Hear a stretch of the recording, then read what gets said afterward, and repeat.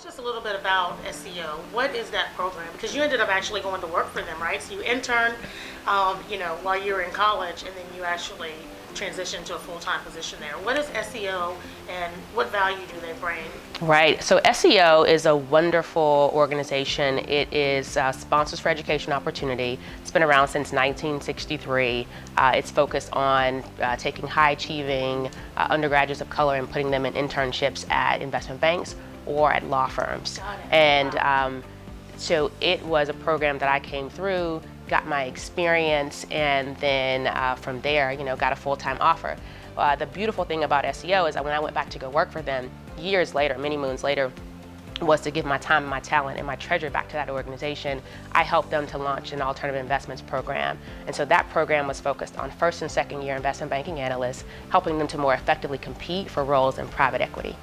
Because investment banking is one level of, we always say the gates are narrow and the bar is high to get into the industry, and private equity was another level of high level finance. Right. And so I did two things for SEO. I ran an alternative investment fellowship program that helped those folks get into those roles and more effectively compete. And then the second piece of what I did was actually host conferences. I hosted 5 conferences in New York City with SEO, bringing together allocators of capital.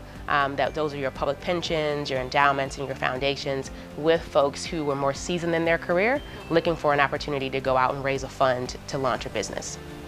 Wow. And it's still in existence, huh? It's still in existence, yes. I spoke to my boss at SEO a couple days ago, so we stay in contact. So if there's someone listening right now, right, who has a child or is a student, how would they go about learning more about SEO? Oh, you just go to SEO's website and look them up. There's a career program and there's the alternative investments program. And basically SEO has a plethora of programs. When I was there, we launched the alternative investments prep program, so working with sophomores to get them ready.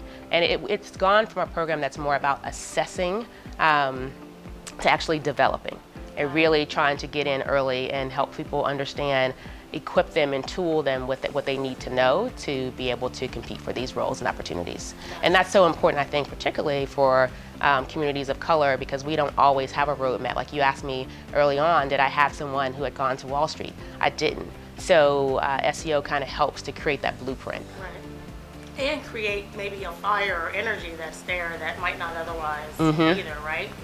So you finish the internship, you decide, okay, this is the place, this is the space I want to play in, right? So how do you end up working for Merrill Lynch and being on the floor? Interesting enough, I did 3 rotations during my internship that summer, and so it was a 10-week internship, and we had a free week. And I remember, I don't know if they gave us a list of where we could go for our free week and just visit another department, but the New York Stock Exchange was on the list. And so I chose to go down to the floor of the New York Stock Exchange, and that really changed my world. I remember there was a CNBC reporter, Maria Bartiromo, who took me out to where she did filming on the floor.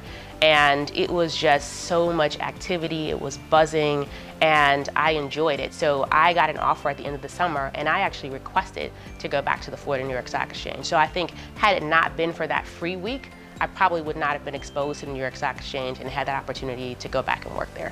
So what's that like? I mean, because you see it on TV, you see it in the movies.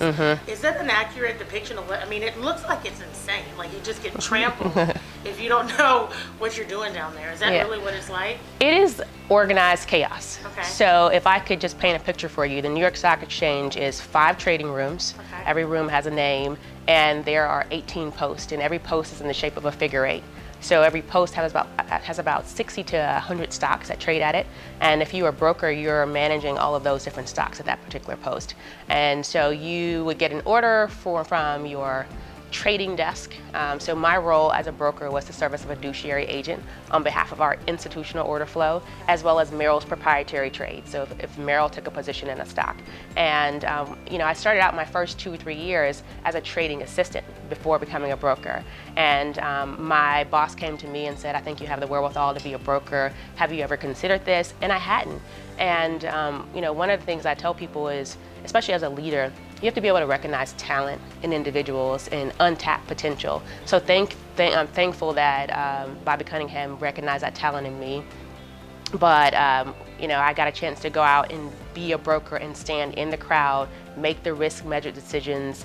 You have so much information. There is a specialist in front of you who's a market maker, a screen above him with numbers and tickers. You're taking in information around you from brokers who are around you. You have a headset, at the time, a pager and a cell phone, Pager, plus right? a handheld trading device and your broker pad. So there's so much information that's moving very, very quickly when you're on the floor. And what I learned is it's not rocket science, but it's the speed and pace on the floor of the New York Stock Exchange that made it different.